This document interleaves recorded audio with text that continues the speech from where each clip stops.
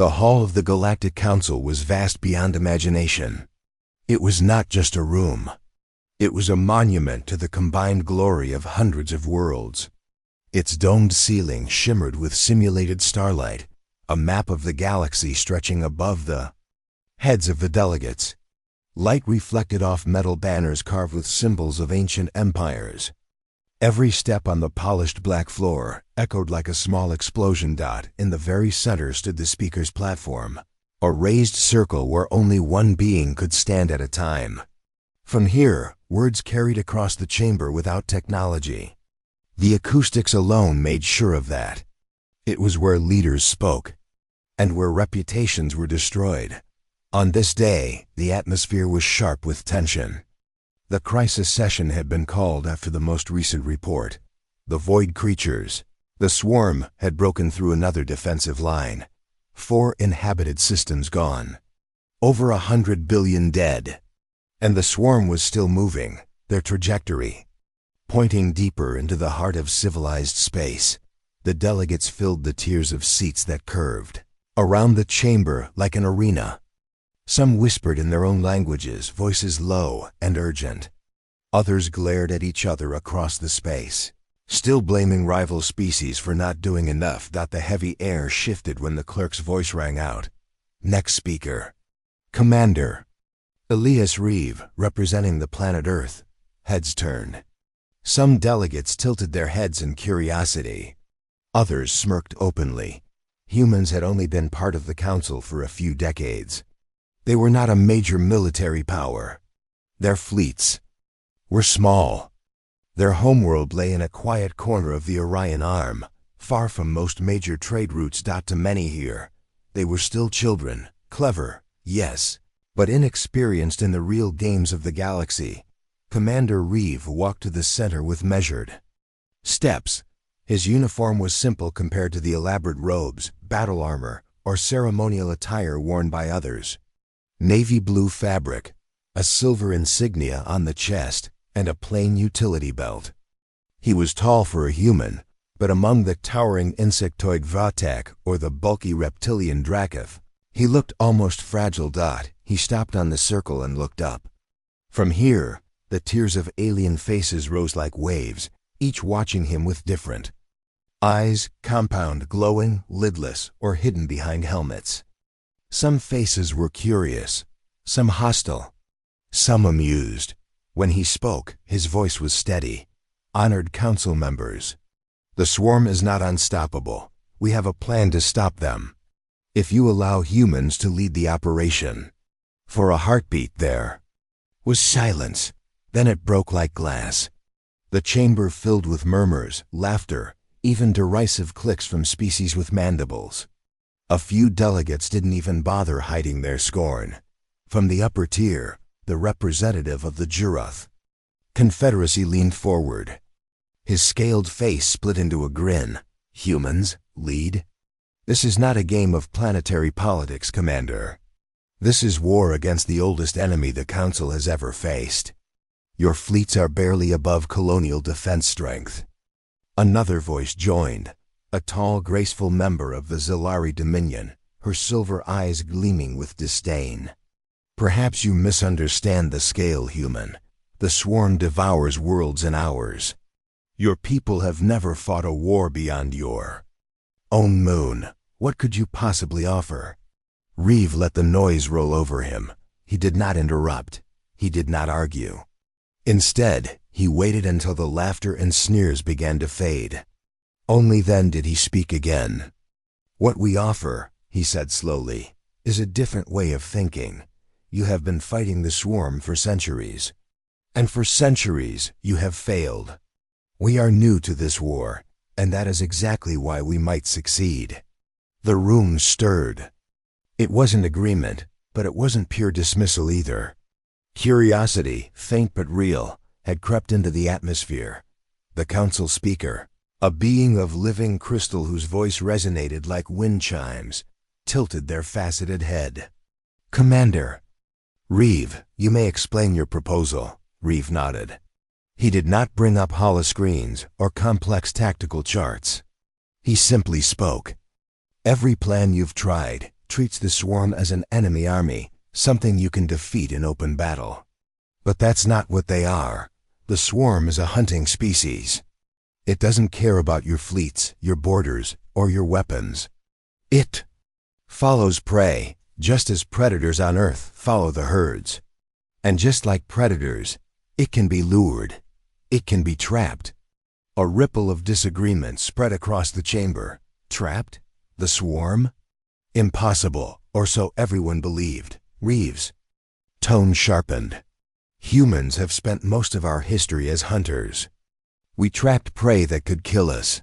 We studied how they moved, how they thought. We learned to make the land work for us. The swarm is vast, but it still obeys instincts. And instincts can be used against it. From one of the lower tiers, a rough, rumbling voice interrupted. It belonged to the Dracoth warlord General Kor. You speak as if you know these creatures better than we do. We have been fighting them for generations. Reeve turned his gaze toward the general.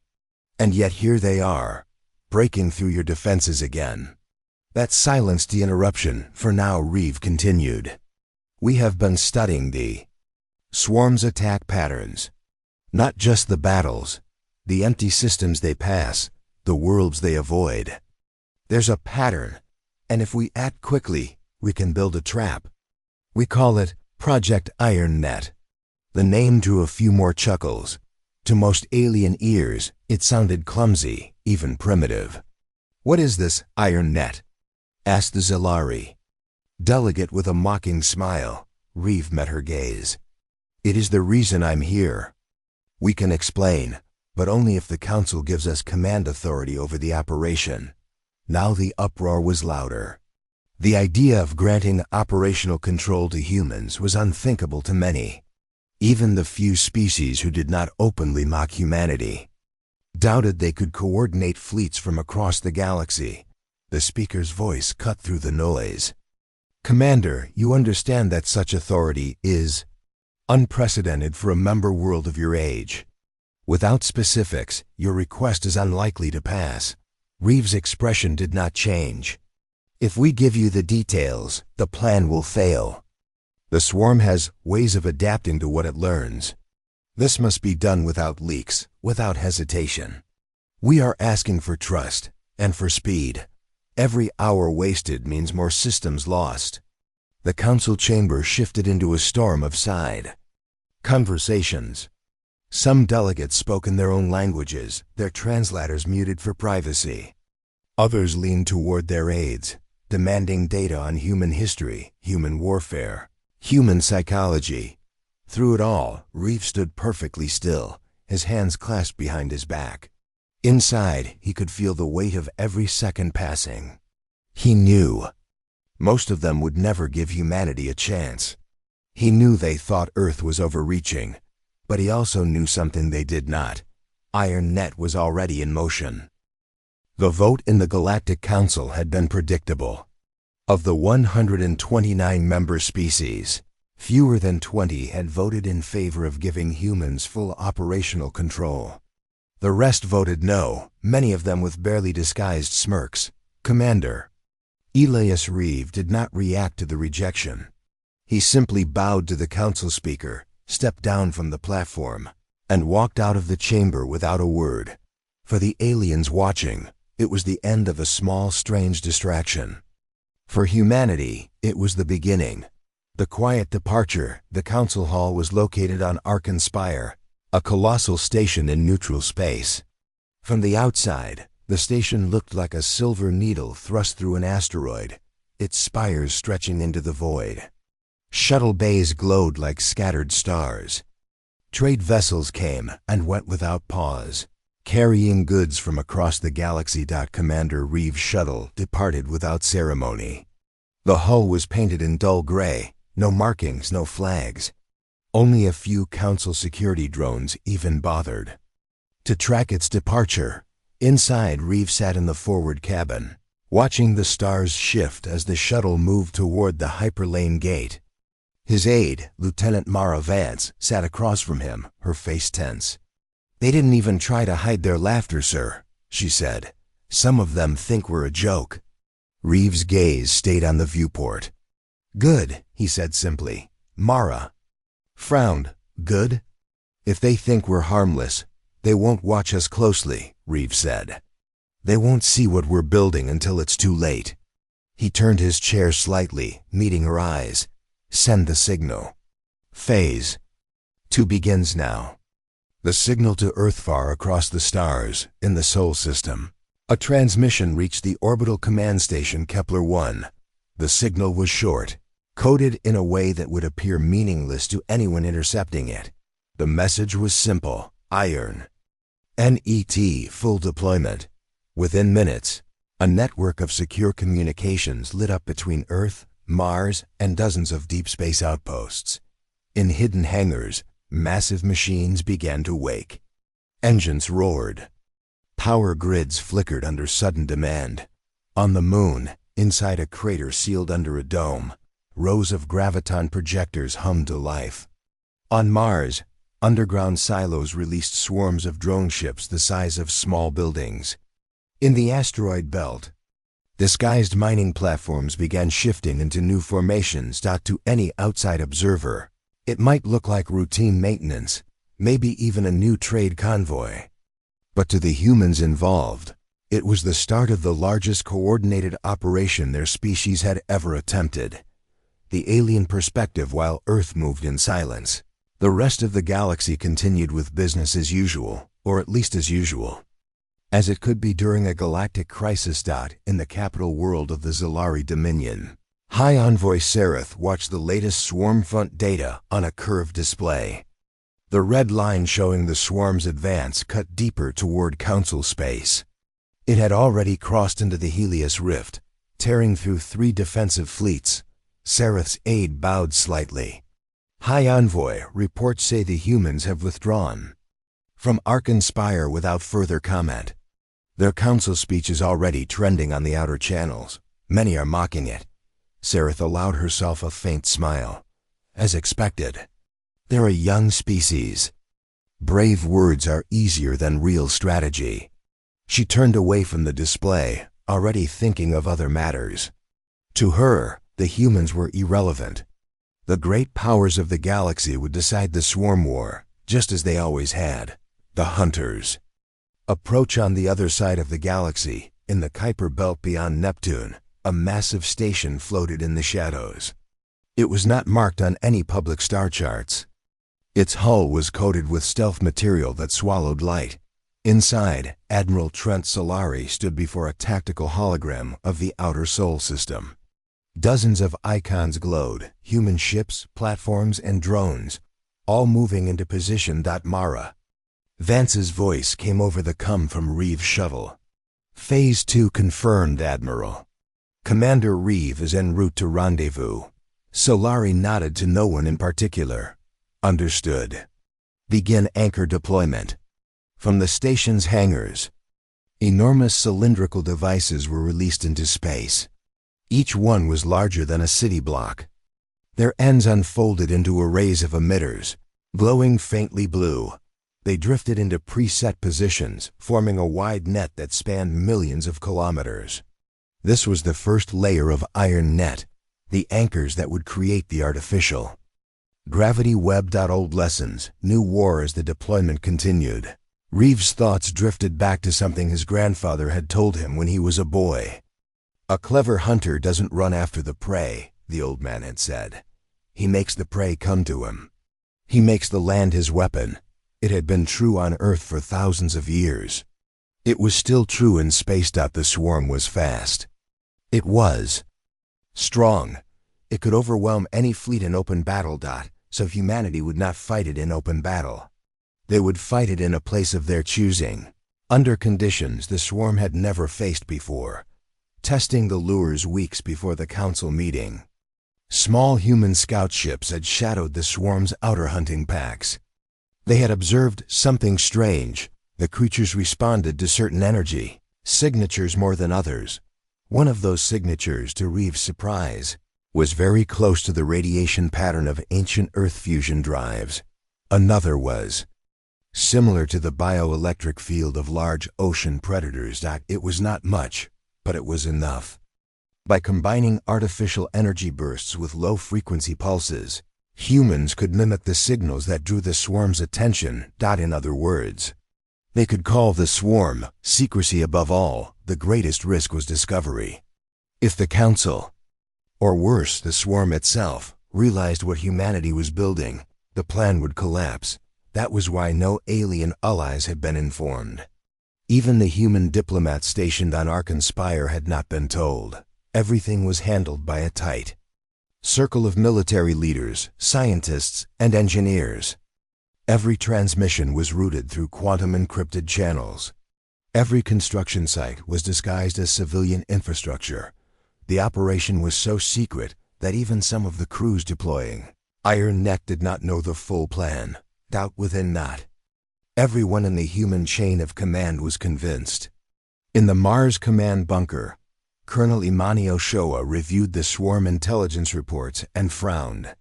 "Sir," she said to Admiral Solari, "even if the swarm follows the lures into the net, what's to stop them from simply breaking out? Their sheer mass could tear through anything we build." Solari's gaze was steady. "They can break through metal. They can't break through a gravity well." Ochoa studied the schematics. The anchors of Iron Net would create overlapping fields of artificial gravity, twisting space just enough to disrupt the swarm's movement. It wouldn't hold forever, but if the net lasted even a few hours, it would be enough. Enough for the other part of the plan.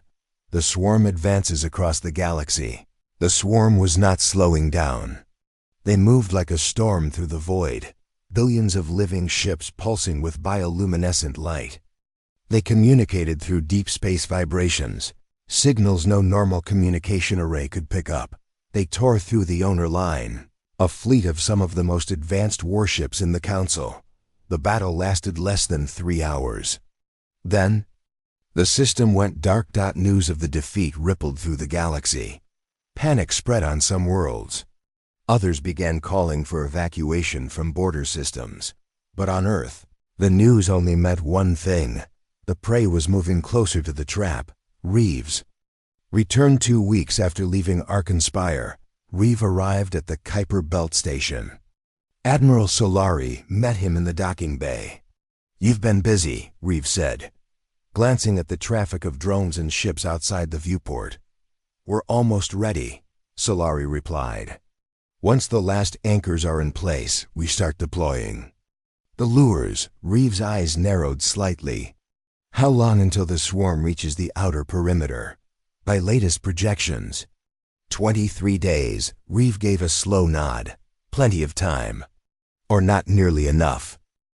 The galaxy was on edge. The swarm was advancing faster than anyone expected. Entire star systems had already fallen, their lights extinguished like dying embers in the vast black. The Galactic Council remained divided. Some still doubted the humans' plan. Others watched nervously as Earth's secret operation began to take shape in the cold, empty spaces between worlds. At the edge of the Sol system, the first of the human fleets arrived. Their ships were unlike anything the galaxy had seen, sleek and silent, moving with quiet purpose. They were not designed for open battle. Instead, they were built for precision, speed, and cunning. Commander Elias Reeve stood on the bridge of the Ironclad, the flagship of this fleet. His eyes scanned the holographic displays flickering before him. The outlines of the huge graviton projectors were visible, arranged in a vast net pattern around the system. This was the core of Project Iron Net, the trap designed to snare the swarm. Beside him, Admiral Trent Solari studied the data intently. "All anchors are in place, Commander. The field generators are operational. Once the lures activate, the swarm will have nowhere to escape." Reeve nodded. "Good. Now the waiting begins." Hidden in plain sight, the graviton projectors were enormous devices, their surfaces covered with glowing blue panels humming with raw energy. Despite their size, they were camouflaged perfectly among the asteroids in the belt. To any alien observer passing by, they looked like normal mining stations, busy with routine work. Human drones worked tirelessly, weaving networks of artificial gravity between the anchors. These invisible threads would twist space itself, creating traps not of metal or energy but of gravity, something the swarm had never encountered. But the true brilliance of the plan lay not in these anchors alone. Around the trap, human ships deployed the lures, devices that emitted complex signals mimicking the bioelectric pulses and energy emissions the swarm instinctively hunted. The lures were small but deadly effective, designed to draw the creatures deeper into the net. Alien doubts and alarm far beyond the Sol system. News of these strange structures spread quickly. Many in the Galactic Council remained skeptical. Most dismissed the project as another human fantasy, doomed to fail against the might of the swarm. In the capital of the Zalari Dominion, High Envoy Sereth gathered with other leaders, humans. "Build strange toys and hope for miracles," she said sharply. "The swarm will not be trapped by trinkets or tricks." The reptilian warlord General Kor was less polite. "This iron net will be their doom. When the swarm breaks free, their fleet will be the first to fall." But some council members grew uneasy. The swarm was unpredictable. The humans' silent confidence made many wonder, had they discovered something the rest did not? The human edge back on the ironclad, Commander Reeve convened with his top officers. Lieutenant Mara Vance, intelligence chief, laid out recent data from scout drones. "The swarm's advance patterns are changing. The lures are working. They're slowing, circling more, moving closer to the trap." Engineer Raj Patel, the lead on the graviton anchors, reported, "Systems are stable. The gravity webs are holding strong in simulations." "Good," Reeve said. "Once the swarm enters the net, we trigger the disruptors." These disruptors emitted sonic pulses tuned to interfere with the swarm's neural signals, disrupting their coordination and will to fight. The human team worked with calm focus, each member aware of the stakes. Failure meant not just defeat, but destruction on a scale none had seen. The countdown days passed. The swarm closed in, devouring worlds. With terrifying speed, every human crew member waited for the moment the trap would spring. Tensions ran high. In quiet moments, Reeve thought about the burden on their shoulders. "If this fails," he whispered to Mara, "it could mean the end." Mara met his eyes. "It won't fail. We have something no one else has: human resolve." The first contact. Last, the faint signals appeared on the sensors. Billions of bioluminescent ships moving in a slow but deadly wave. The swarm was here. The lures pulsed brighter, sending out their hypnotic signals. The creatures changed course, drawn like moths to flame into the web of gravity. The anchors activated fully, creating the artificial gravity net. The creatures became tangled, their movements slowed and confused. Ships surrounded the net, ready to unleash the disruptors. Chaos and silence. When the disruptors fired, the swarm shrieked in pain. Their neural connection faltered. The vast hive mind faltered, sending waves of confusion through their ranks. For the first time, the swarm hesitated, but then the unexpected happened. The largest creature, a terrifying living fortress, broke free from part of the net and charged toward the nearest human ship. The battle had begun. The fight within the trap. Human fighters swarmed, guiding the predators back into the net. They dodged attacks and fired sonic blasts precisely where they hurt most. The net held, but just barely. Reeve commanded calmly, directing the fleet like a seasoned general. "We hold the line. Keep the neck tight." Hours passed like minutes. The swarm fought with desperate fury, but their strength was now a weakness. Gradually the net tightened. The largest predator faltered, its movements sluggish. Victory, or just the beginning? As dawn approached over Earth, the Council watched the live feed in silence. The trap was holding. The swarm was contained, but everyone knew this was just the start. Reeve's voice came over the comms. "This is only the first battle. The Iron Net is real. The galaxy has a new weapon, and humanity will lead it." The endless darkness of space was pierced by sudden flashes of light, signaling the approach of a living storm unlike anything the galaxy had seen. The swarm advanced on the Sol system with terrifying speed and hunger. Billions of creatures moved as one, their bioluminescent bodies casting eerie glows against the black void dot at the far edge of the asteroid belt. The human fleet lay in wait. Massive graviton anchors pulsed faint blue light, weaving an invisible web of artificial gravity. Human ships hovered quietly among the rocks, their crews tense and ready. Commander Elias Reeves stood on the bridge of the ironclad, eyes sharp as he watched the swirling mass of alien ships draw closer. Beside him, Admiral Trent Solari monitored every sensor, ready to signal the next phase, the moment of truth. The first signals from the lures activated, sending out hypnotic pulses that mimicked the swarm's prey signals. The creatures hesitated, then changed course. "They're moving toward the net," Mara Vance reported, her voice steady but filled with excitement. Reeve nodded. "Hold your positions. Wait for full trap activation."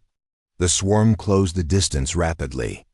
The gravity anchors began to glow brighter, the artificial gravity fields expanding like invisible walls in space. Suddenly, the massive creatures collided with the net. The creatures struggled as invisible forces pulled at them, twisting and bending space around their bodies. Tangled in the web chaos erupted inside the net. The swarm shrieked and thrashed, fighting the invisible bonds. The humans waited for the right moment. "Disruptors, stand by," Reeve ordered. Outside the net, human ships prepared to fire sonic disruptors, devices emitting waves of energy tuned to interfere with the neural signals of the swarm. When the disruptors fired, the swarm's movement slowed dramatically. Confusion rippled through the living ships. Without their neural connection, they were lost. The largest predator's fury, but the swarm was not defeated yet. From the heart of the mass, the largest predator, a monstrous ship covered in bone-like plates, broke free from a weak point in the net. It surged forward toward the nearest human ship. Roaring in rage, the fleet scrambled to defend. Reeve barked orders. "Focus all fire on the breaker. Keep the neck tight." The battle within the trap. The fight was brutal and close. Human fighters weaved between the massive swarm creatures, firing sonic pulses and using graviton tethers to restrain them. The breaker lashed out, smashing ships with crushing blows, but it grew slower under the strain of the net. Hours passed like minutes in the chaos of battle. Slowly, the net tightened. The breaker faltered, then collapsed. Immobilized. Silence descends with the largest predator down. The rest of the swarm's creatures became disoriented. Their shrieks faded into silence. The neural link was broken. For the first time in centuries, the galaxy held its breath. The swarm was trapped. A shocking discovery, then. As the dust settled, sensors picked up something strange. Deep inside the trap, one of the smaller creatures emitted a signal. A pulse unlike any before. It was a distress call, but also something more. Reeves' face hardened. "We've only just begun," he said quietly. The aftermath. The council watched the live feeds in stunned silence. Human strategy had worked. The impossible had happened. The swarm was caught. But the question hung in the air. What next? The Galactic Council chamber buzzed with tension. Screens around the room showed live feeds of the trapped swarm, frozen and helpless inside the massive artificial gravity net. It was a sight no one had thought possible. The creatures that had devoured star systems and shattered fleets were now caught, their movements stilled, their terrifying power muted. Commander Elias Reeves stood in front of the council once more, this time with a calm confidence that silenced the murmurs and laughter from his previous speech. He began to speak. "The revelation, we did not simply trap the swarm," Reeves said. "We stopped its hunger." A wave of confusion rippled through the chamber. Stopped its hunger? The alien delegates exchanged puzzled looks. Reeve continued. "The swarm's attacks were driven by a signal, A deep space broadcast that triggered their endless hunger and destruction. The room fell into stunned silence, until we discovered. And cut off that signal, the swarm was a mindless predator, forced to consume without rest. The deep space signal. Reeve explained that months before the council meeting, Earth's scientists had detected a mysterious energy signal coming from beyond known space. This signal pulsed with patterns that influenced the swarm's nervous system, amplifying their hunger and driving their attacks. By analyzing this, humans built technology to block and cancel out the signal's effects. This was their true weapon. The graviton net was only part of the plan. The real victory came from silencing the source of the swarm's madness. Alien shock and doubt. The council erupted into shocked whispers. Some refused to believe the claim. How can a signal control such creatures? Questioned High Envoy Sereth with disbelief. General Kor growled. We have fought them for generations. This is impossible. But others listened carefully. If true, this meant the swarm was not invincible. It was manipulated. Earth's proof too. Prove their point. Reeve authorized transmission of data gathered during the trap's activation. The council watched as sensors showed the swarm's creatures calming down after the signal was blocked. Their neural activity dropped. Hunger faded. Creatures ceased their attacks and fell into a quiet state. Almost peaceful. The council's turning point. The mood shifted dramatically. The Galactic Council realized Earth had not only trapped the swarm, they had changed the rules of the war. Disbelief gave way to respect. Several leaders whispered that humans might be the key to victory. Reeve noticed the change. Humble strength, despite the growing respect. Reeve remained humble. We did not act for power or glory, he said. We acted because the galaxy needed hope. The room was quiet, the weight of his words sinking in. Preparing for what comes next, Reeve warned the council that the source of the signal was still out there, beyond known space, watching and waiting. The swarm's hunger was only a symptom. Real threat remained. Earth was preparing to face it, and hoped the galaxy would stand together. A new era begins. As the session ended, the council members left with heavy thoughts. The galaxy was no longer the same. Humans were no longer the newcomers. They were the new leaders. The galaxy held its breath. For the first time in centuries, the terrifying tide of the swarm had been stopped. The massive artificial gravity net held firm. The creatures immobilized like trapped beasts. The once endless hunger had been silenced. Peace was fragile. And something darker stirred beyond the stars. The aftermath of victory. Galactic Council chamber was quieter now. Gone were the sneers and laughter that greeted Commander Elias. Reeve, when he first spoke, now a deep respect, filled the room as he returned once more to address the leaders of the galaxy. He stood tall and calm, aware of the eyes watching him with new understanding, recognition, and respect. Many delegates rose to greet him. The Jurath Confederacy's leader approached, nodding with a mix of respect and humility. We underestimated your people, he admitted. Earth's solution was bold and unlike anything we imagined. Other species nodded in agreement. The silence from before was replaced by cautious optimism. A seat at the table, the council speaker, the living crystal being, spoke. Commander Reeve, Earth's efforts have changed the course of this war. The council invites you to join the High Command and help lead our united forces. Reeve looked at the offer thoughtfully. He shook his head gently. Humble resolve. We did not do this for power, he said firmly. We did this because it was right. He paused, his voice steady. The true battle is still ahead. The greater threat. Reeve shared what Earth had learned. The signal that drove the swarm's hunger did not come from nowhere. It was a warning. Something ancient and powerful, beyond the known galaxy, had sent it. And it was watching, preparing for the unknown. Earth was ready. Plans were already underway to explore beyond known space, to find the source of the signal. But it was clear humanity could not face this alone. The council must unite. The new galactic order. The war had changed more than just the Battlefield. It had changed alliances, politics, and perceptions. Humans were no longer seen as naive newcomers. They were respected, feared. Even the galaxy was entering a new era, watching from the shadows far beyond the last stars. Something stirred. The signal that had driven the swarm's hunger was only the beginning. An ancient intelligence observed the rise of humanity with interest. Hope and fear back on Earth.